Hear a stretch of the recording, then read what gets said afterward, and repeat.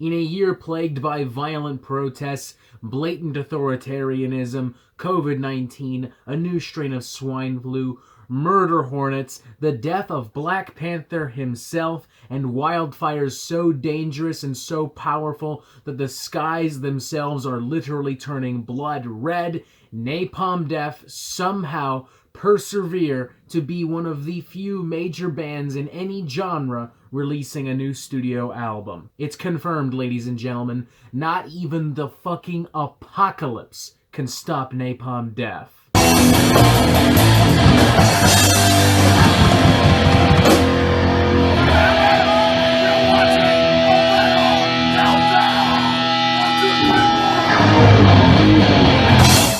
Napalm Death, grindcore pioneers and extreme music champions, responsible for nearly 4 decades worth of some of the most ambitious and punishing music of all time, is back with their 16th studio album, Throes of Joy in the Jaws of Defeatism. I personally came to know Napalm Death through a particularly troubling period in my life. I had just finished my final semester of high school. I had gone through a really ugly breakup that really fucked with my mental health. I had a shit job where people treated me like shit.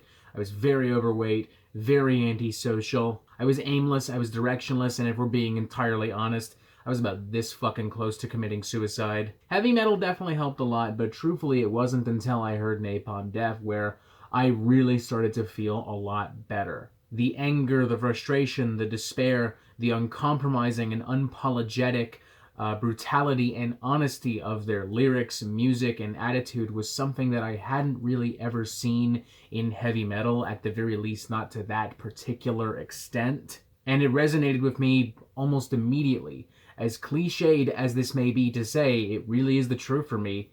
Napalm Death kind of saved my life. Since then, I have truly loved Napalm Death with an overwhelming passion, and as such have been extremely excited for this new studio album, especially after having heard the promo singles, which displayed a new experimental and progressive flavor that Napalm Death have hinted at in the past but never quite fully explored or developed. Take, for instance, A Belly Full of Salt and Spleen, which paired a very monotonous yet incredibly powerful, evocative, and cathartic melody alongside droning post-metal inspired guitars and some vicious lead vocals from Barney Greenway, almost sounding like the mutant freak child of Godflesh and Author and Punisher. Not only has the final album lived up to all of my personal expectations, but I feel more than comfortable telling you that this is quite possibly one of Napalm Death's most intelligent, ambitious, and punishing records yet. It is so consistently, mentally and physically taxing, demanding, challenging, be it through the beefy, tumultuous rhythms and snaps of The Curse of Being in Thrall, the addictive, groove-laden mosher of Fluxing the Muscle, or the direct and declarative bite of Backlash Just Because, in which Barney Greenway reflects on the very sensitive and reactionary attitudes of modern pop culture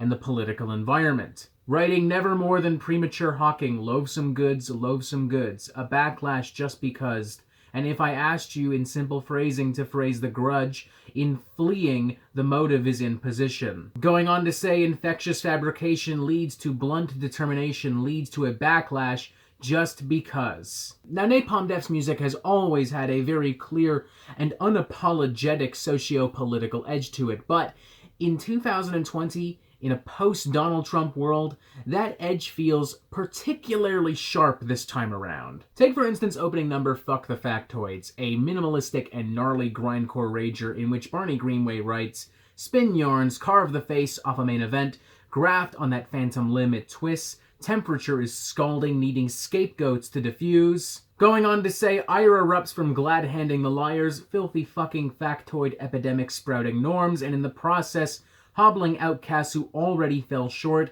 but tell the baying throng the strays have run amok. Delivered vocally with the utmost spite and contempt. In fact, consistently across the board, Barney isn't just mad, he's outright furious. He is disgusted. It feels as if he is somehow bending his voice into the form of a middle finger and presenting it to the entire entirety of planet Earth on this album. Particularly, again, on the very nihilistic, almost oppressive, extreme noise of the album's title track, Throes of Joy, in the jaws of Defeatism. But truthfully, I feel it's in this album's most experimental moments where Napalm Death really go for the fucking jugular. Take, for instance, the track Invigorating Clutch, which expands on some of the Godflesh influences of the aforementioned Belly Full of Salt and Spleen to create a very tense, slow-paced burner, chock full of drawling, painful riffs, and incredibly tortured vocals. Or on the track Joy de ne pas vivre, which has a very blackened punk spice and energy to it that makes it feel very mysterious, very unpredictable. You even have a few tracks like White Cross and Blissful Myth, which take very blatant influence from the worlds of more traditional noise rock and punk rock. Of all the tracks on this record, experimental or not, the only one that really doesn't do anything for me would probably be Amoral. It's just not especially interesting or cathartic. Kind of sounds like a dad rock band trying to make a post-metal song, and I'm not feeling that at all. But hey, one bad track out of 15 is a pretty good fucking score. Like, if you got 14 out of 15 on a test, pretty sure you'd pass that test. I'm sure that some will debate this album's more experimental flavors, and I'm sure that even more will bitch and moan because Napalm Death is political. Ah! But I don't give a fuck. I thoroughly enjoyed the crap out of this record. I'm giving this thing a highly, highly, highly enthusiastic 4 out of 5.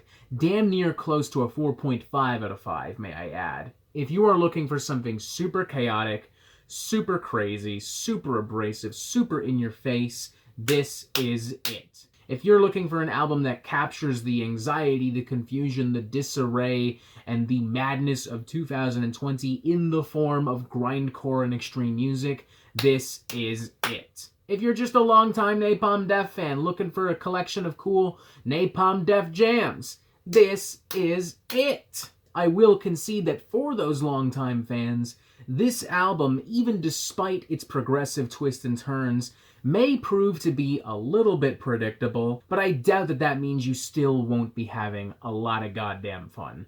How do I know that? Because I still had a lot of goddamn fun. So cheers to Napalm Death. I hope they continue to poke, prod, and anger people for years and years to come. Something they will very likely do because, as we noted before, if an apocalypse can't stop Napalm Death, then fucking nothing can. 4 out of 5. Check this goddamn thing out. And that is it for the Metal Meltdown. I'm not an expert, nor do I claim to be. So what do you think? Do you like this record? Do you not like this record? And what do you want to hear from me next? Thank you for watching. Make sure you press subscribe so you get updates on the Metal Meltdown fucking immediately. And you have yourself a fantastic fucking day.